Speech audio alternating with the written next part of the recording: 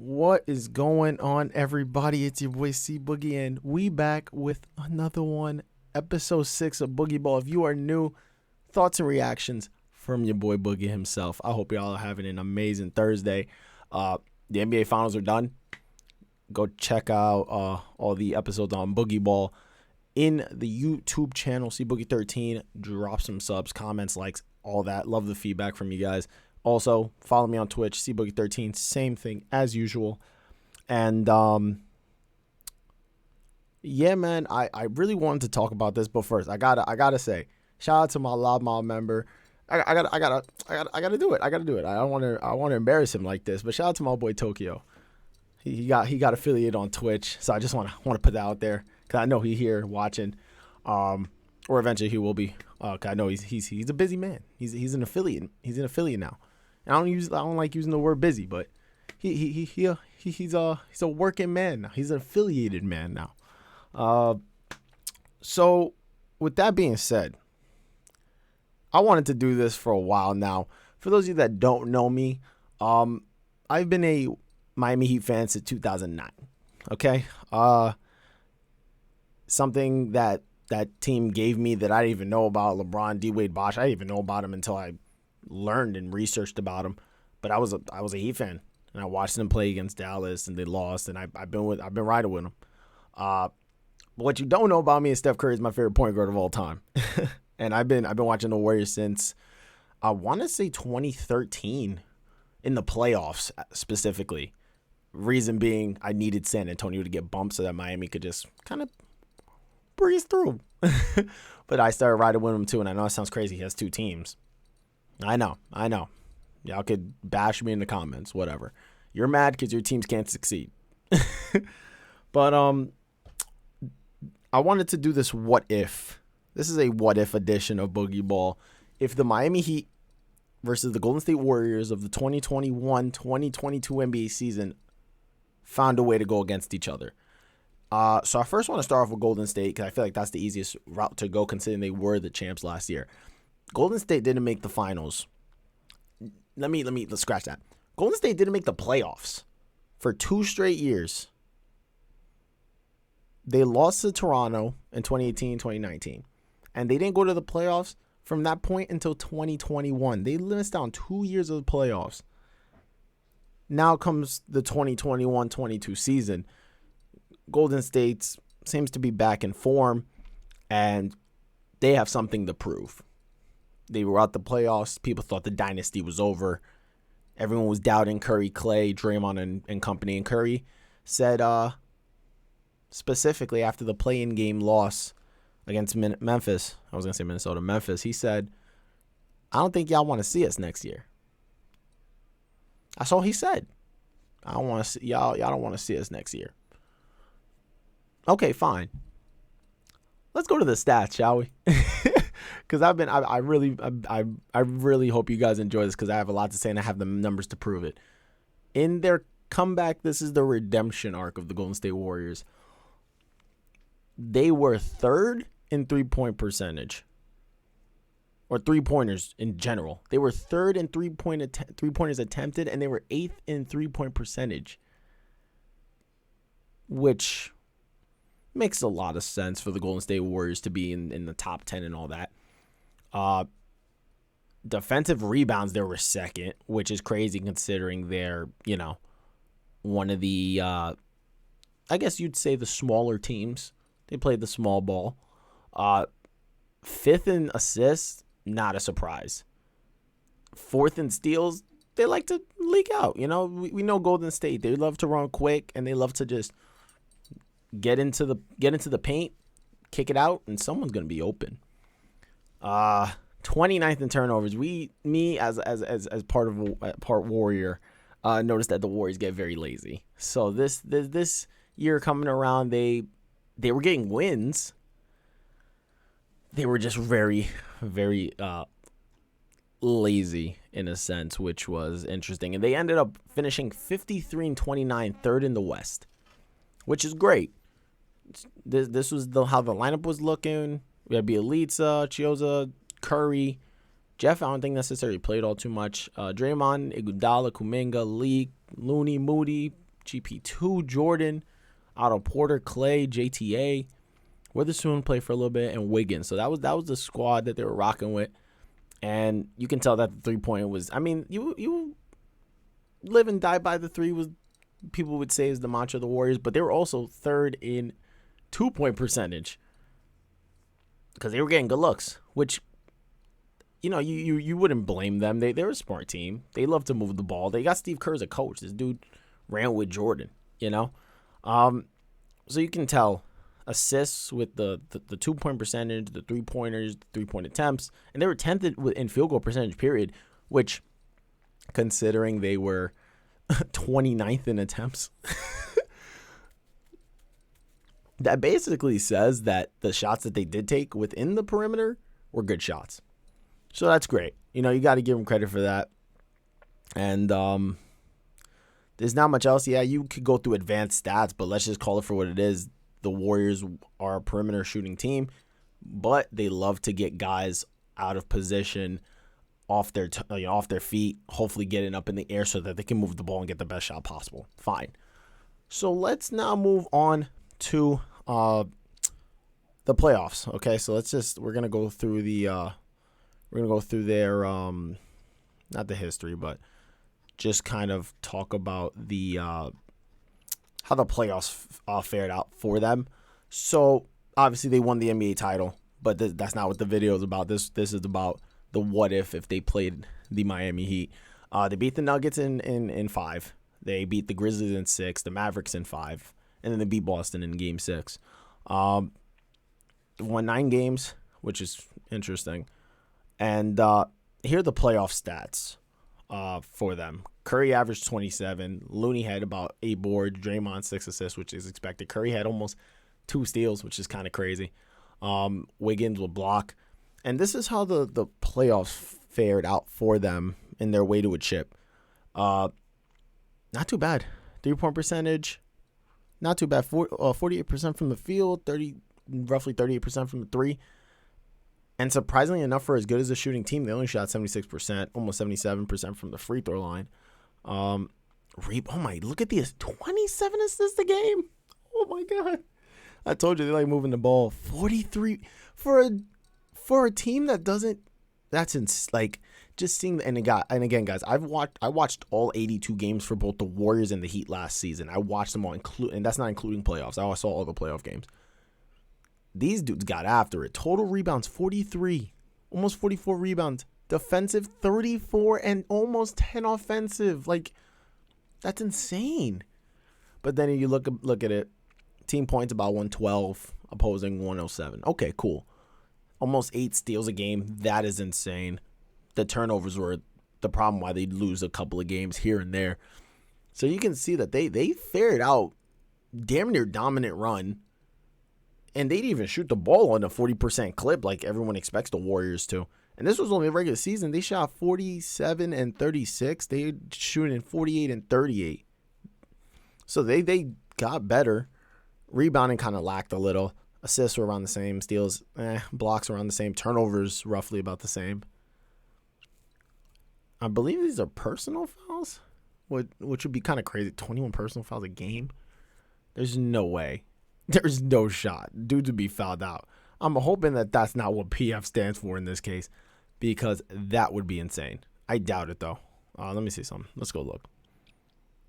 Oh, my God. Jesus. They only averaged 21, bro. Oh, my God. That's the first time. I'll be honest. That's the first time I'm seeing that stat. Holy Lord. Okay. Wow. Okay. That's fine. But you can tell. I mean, I think those fouls were more so frustration. They turn over the ball. Get that take foul. And you get a little frustrated, which is deemable. Now, I want to go through, and again, I'm trying to make this as quick as possible without getting my point across. I want to go through the lineup of the first game of their last series in the playoffs, which was against the Celtics in the finals. So they were running Clay, Curry, Draymond, Wiggins, Looney, which is great with Jordan Poole off the bench because Jordan was 6-man. And they put him in the starting 5 a little bit, and then they ran Otto Porter, they ran Iguodala, and then some of these other guys played a little later on. in the garbage minutes. But for me, it's just an opportunity to kind of get some reps. Reps are good. So the Warriors end up ultimately winning the championship. They had a very dominant playoff or regular season into playoff run. Obviously, they were third. If we look through the standings and you watch the NBA, you guys know who was above them. If you guys really want me to go through it, we go through it real quick. They were third. They were third in the Western Conference. So let's go look at the standings, shall we? Just off of conference standings alone, the Grizzlies and the Suns, they were 11 games behind Phoenix. Phoenix had a great run that postseason, or that regular season, sorry. Memphis also had that great run, but again, they tend to talk a lot. So Golden State had to fight off a lot. The Suns kind of had their number a little bit. The Grizzlies kind of had their number. So people were starting to doubt them. People were doubting them. Mavericks had a good team. Denver was figuring things out. Guys were getting back healthy. So you can kind of tell they end up not winning the division. So they end up going in third. So they're facing the Nuggets in the first round. Again, Jokic and Murray. And I believe Murray was not playing, if I'm not mistaken. If we look at the roster here, did he get to play at all? I believe Jamal Murray, I don't think he was playing. I don't think he did play because he was hurt. I want to see some here. Did Jamal Murray get to play is my question, because I actually honestly do not remember. There we go. Series stats against. I want to see this because maybe, let's see. Let's go. It's 4-1. I don't think Jamal played. If I'm not mistaken, Jamal Murray was hurt. Yeah, Jamal Murray was hurt. Michael Porter Jr. was hurt. So Jokic was trying to just fend off with Jeff Green, Aaron Gordon, Monte Morris at the time, Will Barton. So they were trying to play heavy minutes, but there's but so much. DeMarcus tried to come in and help. But there was just so much you can do with Golden State, they were ultimately finding ways to win. So the Warriors had just a great run. Now let's flip the script. The Miami Heat had just gotten swept the year before to the Milwaukee Bucks after playing and losing to the Lakers in the bubble in the NBA Finals 4-2. Jimmy Butler and the Heat get swept, absolutely obliterated by the Bucks. The Bucks end up winning the chip that season. Okay, fine. Now let's go to 2021, 2022, where Miami brings in, I believe, one of the tough guys in PJ Tucker. I think that PJ Tucker played a very big role in the Heat system, whether that be on the defensive end or shooting. The 3-point percentage wasn't too bad. The Heat had I would say a dominant season for a couple of reasons. You could kind of just see it off rip. They were the best 3-point shooting team in the league. They were the 5th best free throw shooting team in the league. They were the 8th best assist team.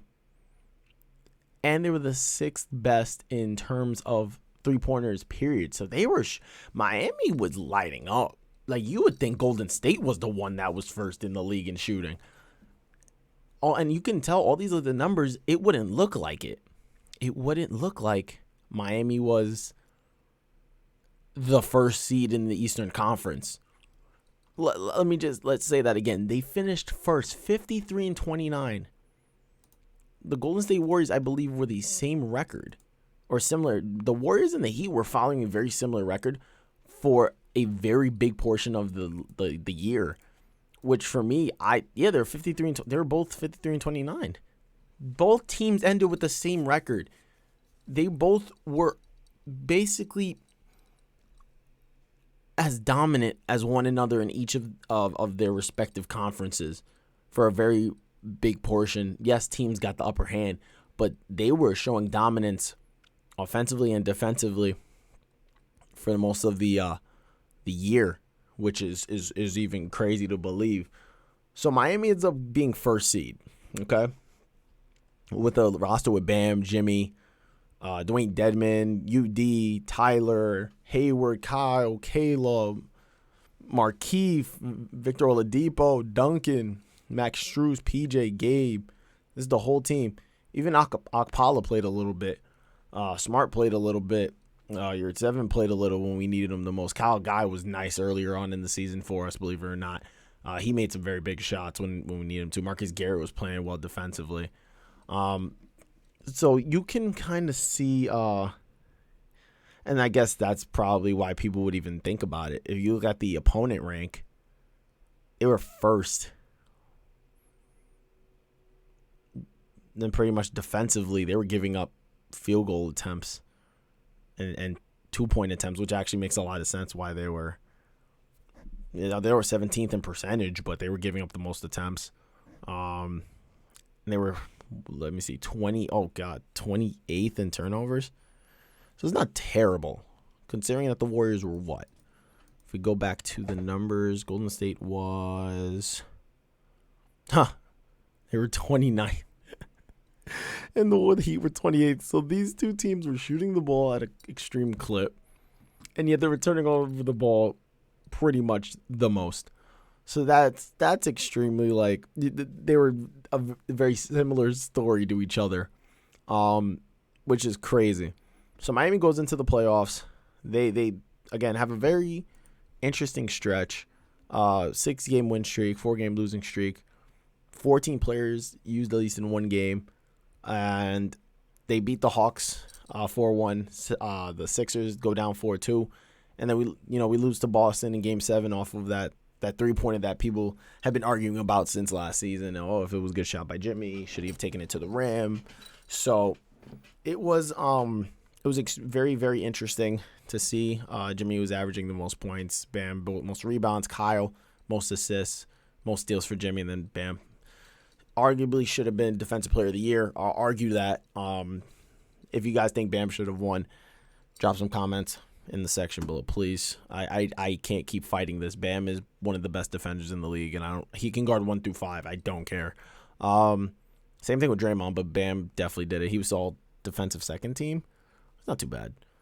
Nah, he could have. He should have been first, but I'm not gonna get into that. The playoffs, dudes are turning up. Jimmy Butler, I don't have to say much there. 27 points, 8 rebounds for Bam, 5 assists for Kyle, so he dropped a little bit. 2.1 steals for Jimmy, and then almost a block for Bam, which is expected. Now, playoffs. They were averaging only, compared to their 38% from the 3, they only shot 31% from the 3-point line in the playoffs. So that was a damn near 7-point drop. They were attempting damn near the same 3-pointers, and they dropped a little bit in their makes, and the field goal percentage dropped. You can kind of tell. Turnovers also dropped. And then in the regular season, it was 110 to 106, and then it was 104 to 100. So you can see there was a little bit of a disparity, a little closer together. The one thing I noticed is that Miami, for as dominant as they were, they ran out of gas. Guys weren't hitting shots when they were needed, which Golden State had those games, but you can kind of tell that teams were starting to pick up on it, or even if teams weren't, Miami would shoot themselves in the foot, which again is some reasons why the Warriors lost certain games to, like, Phoenix and Memphis. Games that they could have won, they shot themselves in the foot. Turnovers, just frustration, careless with the basketball. So Miami and Golden State followed a very similar pattern. So you could see that the field goal percentage went down and 3-point percentage went down, which is their bread and butter, really. Assists went down, rebounding went down. The offensive rebounding stayed the same, but everything else kind of dropped. Turnovers, personal fouls went up. Fair enough. Free throw percentage went down a little bit. They shot 80% from the. They shot pretty much 80% for the postseason and the regular season, which is cool. And the makes and attempts kind of stayed the same, so that's pretty cool. But that was that Miami and Golden State followed the same MO. Like they were just get the ball and run. but at times they get careless. They'd have games that they didn't shoot well. So it's like it's expected, but you can tell that their schedules damn near lined up with each other. I watched all 82 regular season games, and it always felt like they were following the same exact pattern.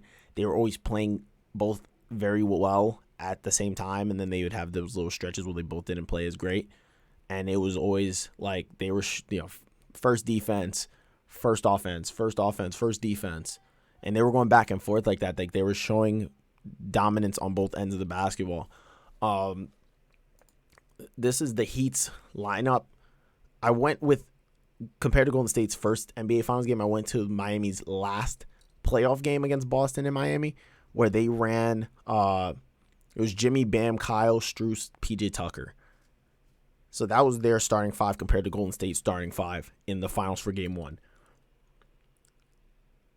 So this brings me to the full point of the what if.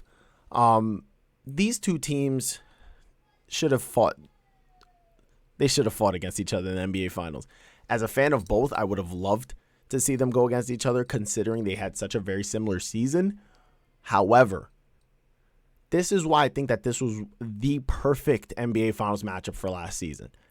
And this is, like I said, I could have gone, and I didn't really want to. My thought process was I didn't want to go straight off of eye candy. I don't want to straight go off of the lineups, but I wanted to give you guys stats behind and a little bit of history to how the teams made it as far as they did. Jimmy Butler had revenge on his mind after getting swept. He didn't want to go down like that. The Warriors hadn't even made the playoffs the last two seasons, so they had something to prove. They wanted to make sure that the legacy and the dynasty of the Warriors wasn't dead as everyone said it was. So I'm going straight off of lineups. Let me actually see if I can pull this up. Is this the game? I'm going to see if I can pull this up for you guys real quick. I feel like we can do that. Oh, wait, wrong one.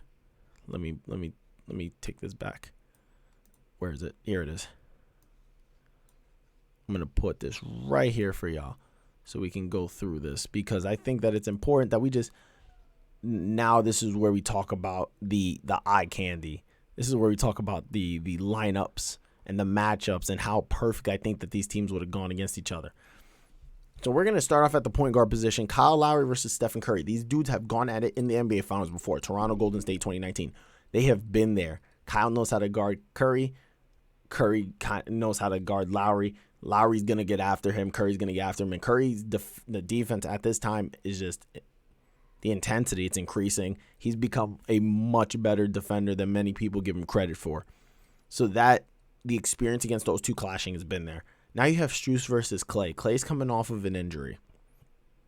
And Strus is putting up, I think, one of his best seasons in the league, shooting the way that he had throughout the season. So both guys, Klay has the edge being a defender that he is, and Max would kind of had to have kept his own, but I think it would have been a shooting clinic between the two, because they're not afraid to fire away. From everything that I saw last year, they weren't afraid to fire away, regardless of if they were on balance. Because there's this perception of like guys have to be on balance to shoot. These dudes take shots that are crazy. Let's just call it for what it is. Not every shot is on balance. Like, we're not. Don't lie to yourself. Not everything's on balance. Then you have Jimmy versus Andrew Wiggins, both guys that played in Minnesota. Both guys that are both two-way forwards who have grown immensely from their experiences from their past teams and have grown into their new systems that they're able to thrive in. I feel like that speaks for itself, because how many times have we seen these guys go against each other on the court matched up? I feel like that would have been a really great matchup for the two. Jimmy was playing his damn near best basketball. Everyone has the Jimmy Butler mantra tagged onto him since the bubble. And Wiggins, everyone's showing him more love because he's stepping up. And that, I think that's just a match made in heaven. Two guys that love both sides of the basketball. I don't think you can ask for much more in a matchup. This one is probably my most favorite matchup of this what if NBA final. PJ Tucker versus Draymond Green. Like, do I really have to say why I enjoy this? Dudes that go at each other, hard nose, hard hitting. They don't care. They're going to go straight after them. It doesn't matter what they do or how they do it. They're going to get the job done. They're going to get on the ground. They're going to get physical. And they're going to talk trash. This could potentially have been the who can get the most technical fouls in 3 games type of series, just by them alone. The trash talk that these two would have brought, the energy that these two would have brought to their teams and against the opposition speaks volume. You don't understand how long I've thought about this. This is like, it can't get much old school throwback basketball than these two going at it. Because PJ was guarding everyone's best player, but in this case, you don't necessarily need to do that. Miami's going to switch off of screens, and so is Golden State. So these guys are going to be guarding each other anyway. But if you put them out there, it's PJ and Draymond going at it. Yeah, of course, Draymond's going to have to guard Jimmy Butler a couple times. Yeah, PJ's going to have to guard Curry for some of the game because that's how the teams run. Golden State's a lot more movement. Miami's more, attack the basket, but also find open looks. It doesn't necessarily have to be 3-point looks, but last year, that's what it was. They would drive into the paint, kick out, everybody was hitting. Golden State has a lot more movement, a lot more motion, a lot more, what do they call it? There's a lot more screen action with Golden State, where they'll fake dribble handoffs, they'll cut backdoor on weak side screens or anything like that, just to kind of get the defense off balance. But they make you work, they make you move. Miami is more of a put your head down, get to the rim. If they collapse, kick it out, shoot the ball. So the teams play similar yet oddly different from each other, considering that one of them's more, grit and grind. The other one's more perimeter centric. And again, those are, if you look at, I'm not trying to be funny here, but you look at, they label Steve Kerr and Coach Spo on 2K, their coach cards. It's perimeter centric and pace and space or grit and grind, depending on how you want to look at it. But it's more grit and grind for how Miami's Heat culture is, which is a thing. And I only do quotes because people think it's not a real thing. It's a real thing. And Dub Nation runs off perimeter. They know they're not the biggest team, and neither does Miami. But Miami believes in getting into the paint, hoping for a collapse. If not, get a good look. If they collapse, get a good shot from the perimeter. It's that simple. So Draymond and PJ would have went at it. No question. And then we got Bam versus Kevon Looney, two bigs that play taller and much stronger than their height. Bam's 6'9", and so is Looney. And Looney cooked, and I mean cooked. And Mavericks fans, I'm sorry, but you got to keep it 100. Kevon Looney was a monster on the boards. And that's what the Warriors needed from him. No question. Bam is also, I would consider, a monster on the boards when he wants to be, but he has more in his bag offensively, and he can kind of guard both sides 1 through 5. He can either have someone on him and go to work, or he could be guarding someone to make sure they don't put in work. So there's a similarity in terms of dudes that are just playing bigger than their height, but you can see that both of them are going to do whatever they need to help their team, even if it's not necessarily scoring. Because Bam can get buckets. He hits that little 16, 17, 18-footer, that little jab, that little one dribble pull up in the paint. But they're going to do whatever they need to, set screens, rebound, try and guard defensively as best they can, even though you can give the edge to Bam, considering he arguably can guard 1 through 5. So that's just the starting 5. The bench, and it really comes down to this one matchup. I would say 2. Now that I'm looking at it, I'm I'm thinking. Because who was really big for them? Actually, it actually, you know what? These guys were playing huge minutes. The reserves came down to Oladipo, Vincent, and Hero versus Jordan Poole, Porter, and Iguodala. Jordan Poole and Tyler Hero was 6-man. Tyler Hero won 6-man of the year. Jordan Poole was in that 6-man role and who would be kind of inserted in and out of the lineup similar to Tyler. So these two guys going at it off the bench to spark their teams would have been pure entertainment, without a shadow of a doubt. Pure entertainment. Victor Oladipo and you could say Iguodala, their defensive anchors off the bench. I mean, Iggy, Finals MVP, multiple-time champ. He helped Golden State win their rings. Iggy's another dude that can go out there, and if he needs to go 1 through 5, he's going to go 1 through 5.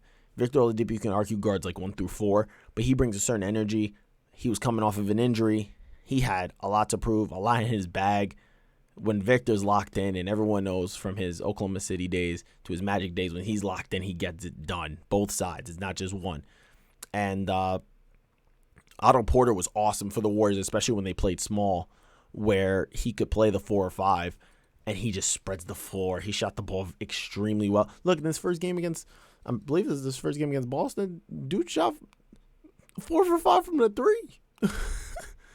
Like he was, and I know they lost this game. I know the Warriors end up losing this game in Golden State, which we will actually go through. We are going to go through Golden State versus Boston from last year as part of our Boogie-Ball series. But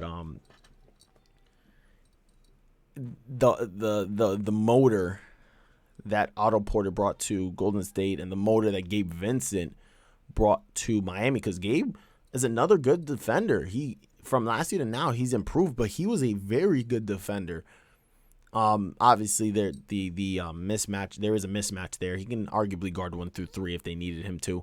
He can move his feet. He's definitely consider him a combo guard. But those 3 guys from those reserves, and I don't really like calling them role players. I like calling them supporting cast, because at the end of the day, some of these guys got moved into the starting lineup depending on the day. That was the good thing about these two teams, is that there wasn't necessarily a set lineup for the season into the playoffs. They would switch things around, but I know every coach is like that, but most coaches stick with their starting 5 because they know that that's their starting 5. These guys, these two teams were just, that's what they were. They were teams. These guys could be moved up and down the starting 5 into the rotation, out of the rotation, and they all accepted what they needed to do. They all accepted what needed to be done to get a win. I think these two teams just played so similar. I'm going to keep saying it, and I hope y'all are understanding where I'm coming from. They just played such a similar brand of basketball in terms of shooting the ball at a high clip, finding the open man, getting rebounds, and just going. Yes, they also were very careless with the basketball. We don't like talking about it. But at the end of the day, if these two teams would have squared off, this could have easily, with the way that these lineups are formatted, could have gone to 6 or 7 games. And that's just me, straight facts, me being as unbiased as I can, considering I'm a fan of both. I think that both of these teams have had a lot to prove if they would have both went up against each other, and I think it would have been very entertaining considering they were in the top 5 at the end of the year, I believe, in 3-point percentage and defensive rating. I don't know what else to tell you guys. I'm showing y'all numbers. It's not like I'm just talking. Like I'm showing you guys numbers because I've felt so strongly about this what if, and I just felt like I needed to share this what if because I think it would have been a very entertaining finals matchup. I'm not saying Boston and Golden State wasn't entertaining because I enjoyed it. I'm just saying that the way that the lineups were formatted, the way that the teams had been literally copying themselves record-wise, damn near 3-point league rank, free throw rank, assist rank. You had that one dude that would step up, Jimmy and Curry. You'd have other dudes that would play out of their minds because they felt like it.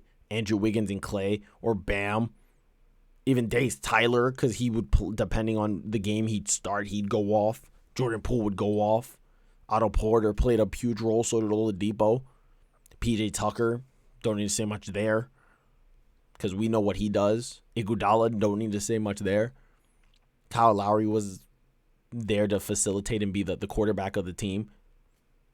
I mean, there's not much else for me to say. Golden State and Miami would have been arguably an NBA Finals classic that we would have talked about for years. And I just felt like I just need to share that with you guys, because this what if was something that I strongly believe would have happened, and it really came down to one shot being the deciding factor in Miami versus Boston and Miami versus Golden State. So I just wanted to, I'm going to leave that there because I think that I've said enough. I've said my piece. I hope you guys enjoyed this. I know I kind of went a little quick because I didn't want to sit here for an hour and a half explaining my reasoning. I wish not I wish, but I hope I got to everything that I wanted to. I'm pretty sure I did, which is great. But yeah, Miami and Golden State, man, would have been a classic. The lineups were perfectly synced. Their seasons, regular season, just that alone was in sync with each other. Damn near twins, literally twins record-wise.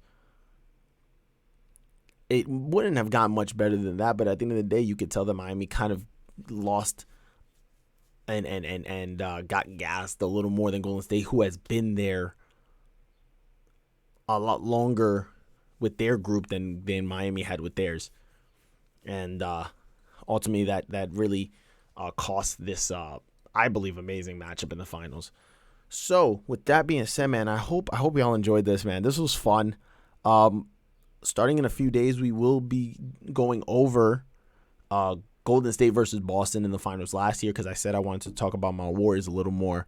Now that I was able to cover the Heat a little bit in their series, I want to kind of go back and revisit a little blast from the past, a title run unlike anything other for the Warriors. If I had to pick Miami versus Golden State in the 2022 NBA Finals, I'd still believe that the Warriors had an edge and would have had an edge over Miami. I feel like they just know what to do in certain situations, and they had guys that were just really stepping up and playing well. Miami had those stretches where guys just became a little inconsistent, which Golden State will take advantage of at any point in any game, any series. But you can't sleep, quit, or give up on Jimmy Butler and the Miami Heat faithful. You just can't. Not the way that he's shown that Miami can compete for a title any given year, regardless of what people say. They have that chip on their shoulder, and the Golden State Warriors had that championship pedigree.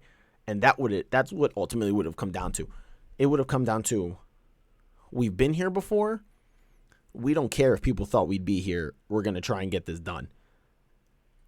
And the numbers in the lineup speak for themselves. So like I said, I hope y'all enjoyed it, man. We will be back for the start of our blast from the past, the 2022 NBA Finals. And as always, man, have no fear. Boogie-Ball is here. I'll see y'all in the next one. Drop some comments, some likes, drop some subs, share the video.